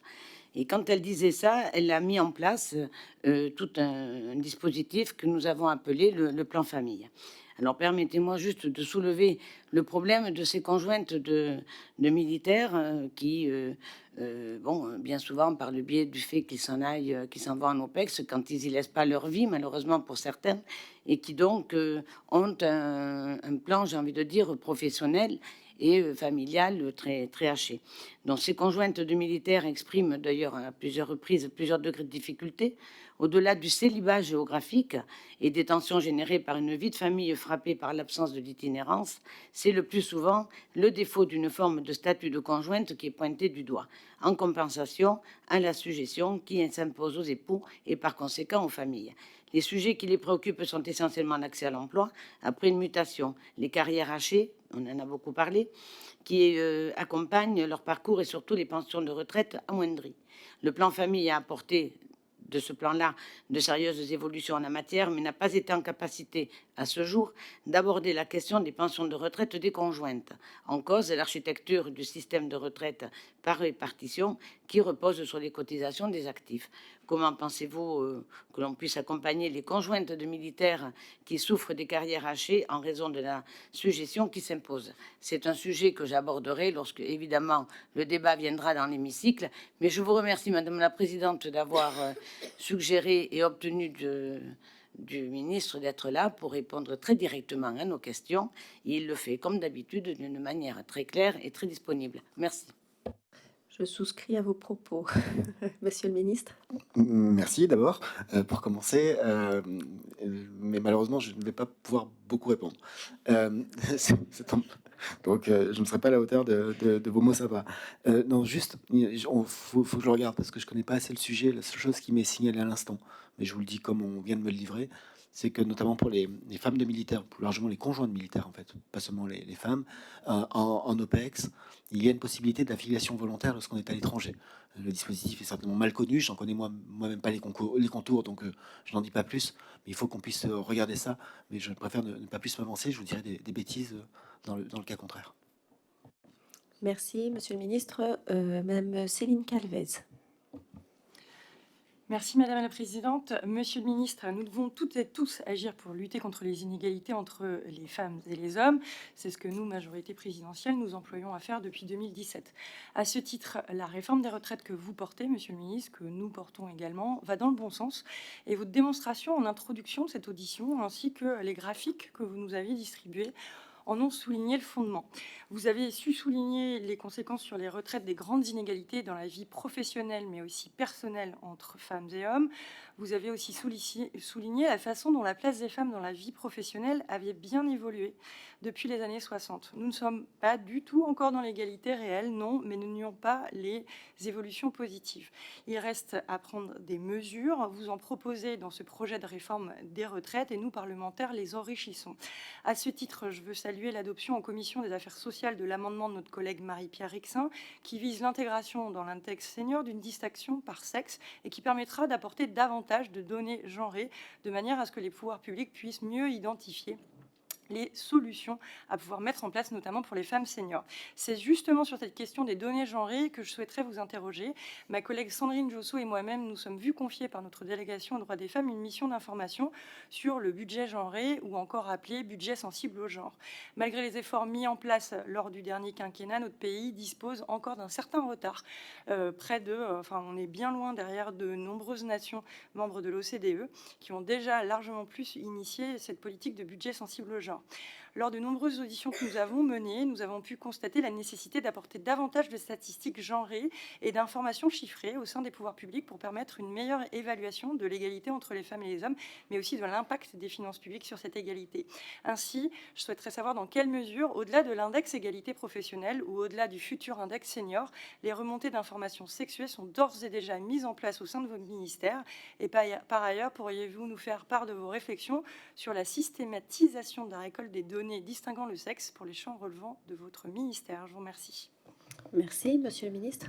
Merci Madame la Présidente. Peut-être en deux mots d'abord pour dire que l'amendement, mais je l'ai évoqué tout à l'heure, l'amendement à l'initiative de Madame Rixain qui a fait l'objet d'un avis favorable en commission sur le caractère genré des indicateurs et de la manière dont sera construit l'index senior est un amendement pour lequel le gouvernement donnera un avis favorable.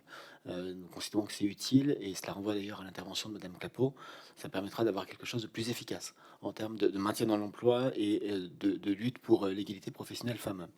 Ça, c'est la première chose. La deuxième chose, pour vous dire que sur la question du budget genré, ça échappe désormais à mes compétences, mais j'ai bien en tête les difficultés méthodologiques qu'on avait rencontrées il y a maintenant quelques années pour le faire. Et l'objectif que nous avions alors était de voir quelles étaient, dans toutes les politiques publiques, lorsque j'étais en charge des comptes publics, dans toutes les lignes de dépenses comme dans les lignes de recettes ou de dépenses fiscales, quels étaient les impacts en matière d'égalité professionnelle, comme on essaye aussi de les mesurer sur des questions liées à l'environnement et à la protection de l'environnement.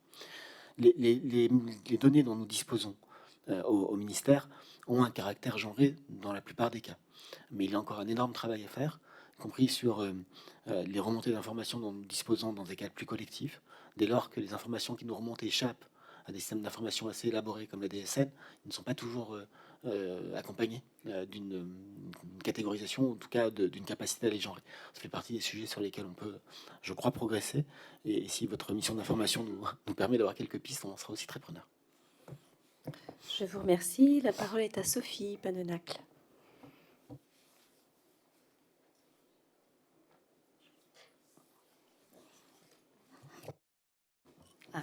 Merci Madame la Présidente.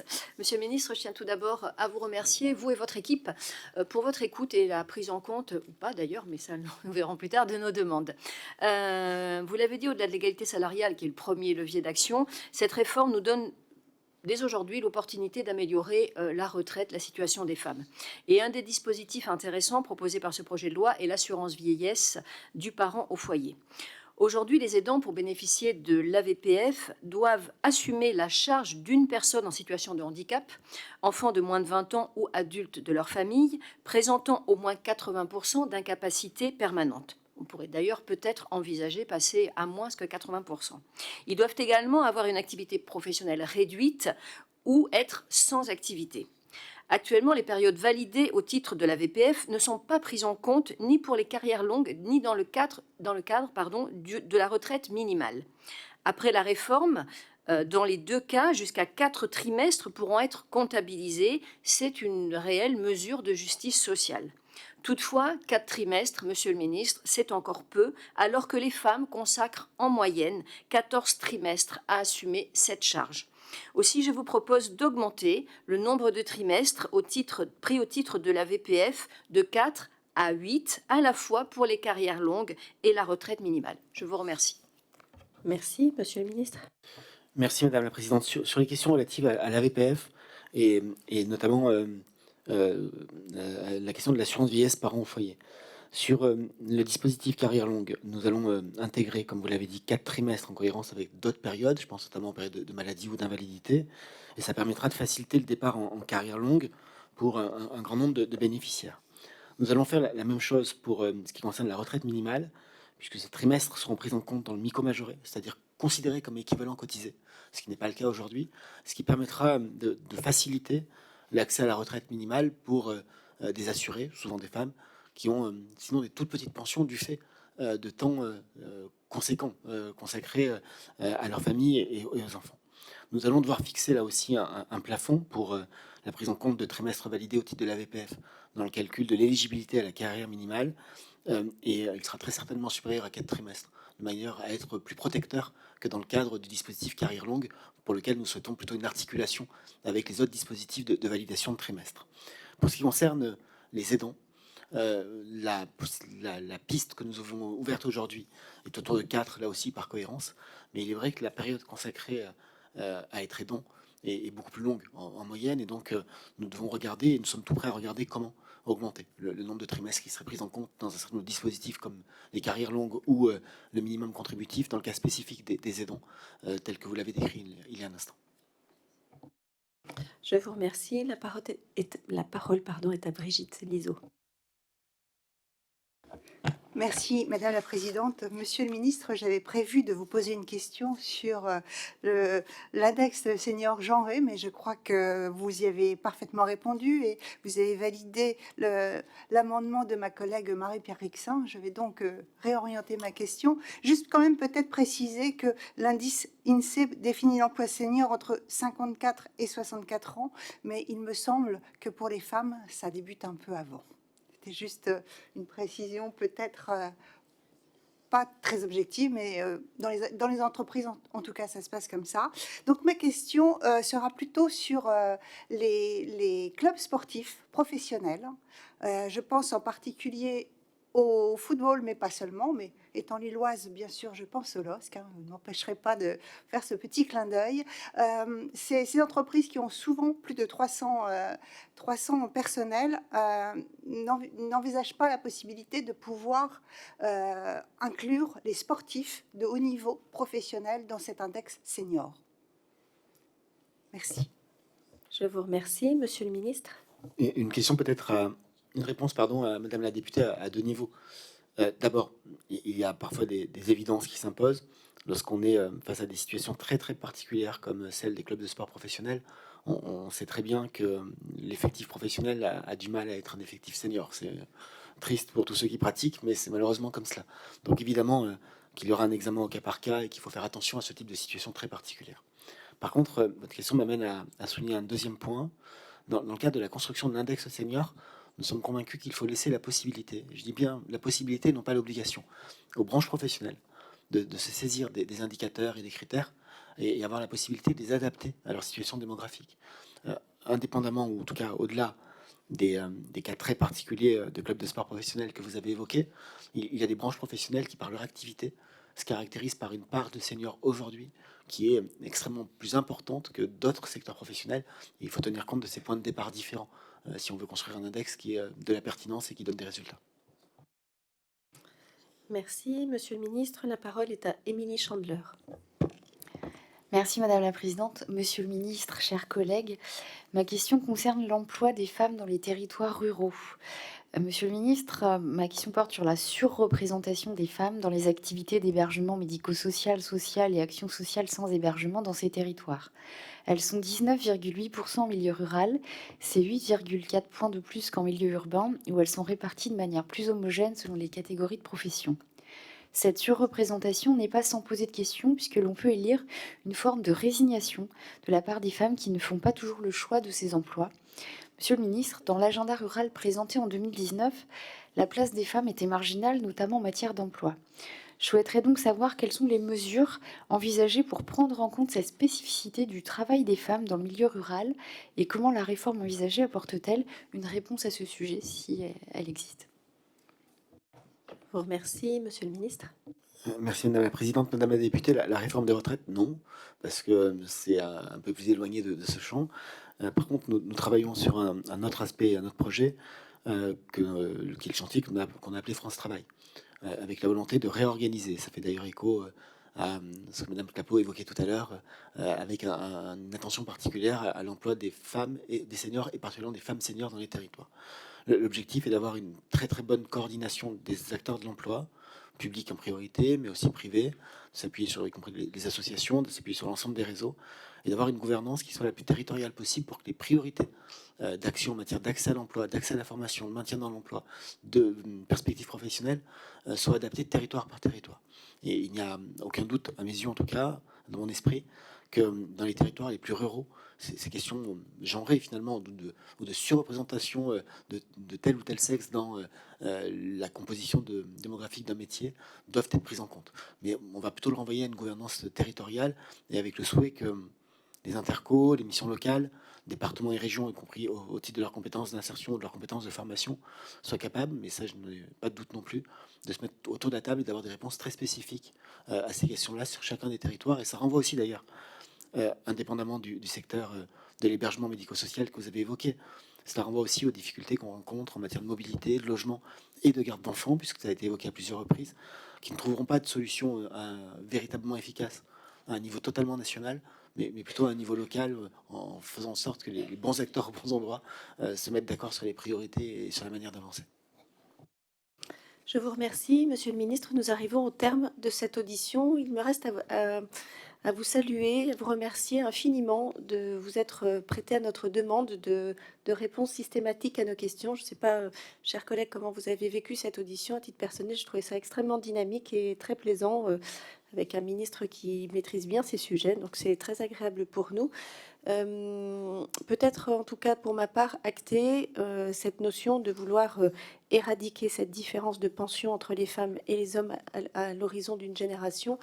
Dire que pour nous, ça nous donne l'opportunité de travailler sur un peut-être futur projet de loi lié au travail, avec ces trois causes que j'évoquais au démarrage, à savoir l'égalité finalement salariale, continuer de travailler sur le sujet, l'accessibilité à des métiers sur lesquels les femmes vont peut-être moins et qui sont très rémunérateurs, et enfin travailler sur le fait qu'elles travaillent plus finalement lié à leur maternité, parentalité et leurs choix familiaux en tant qu'aidante. Donc vous pourrez compter sur notre délégation droits des femmes pour faire des propositions et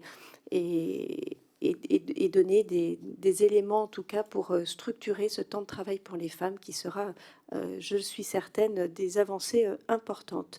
Merci à vous. Il me reste à vous donner rendez-vous mercredi 15 février à 16h30 pour l'audition de Madame la Ministre Agnès Firmin-Lobodo. Merci à vous. Bonne soirée.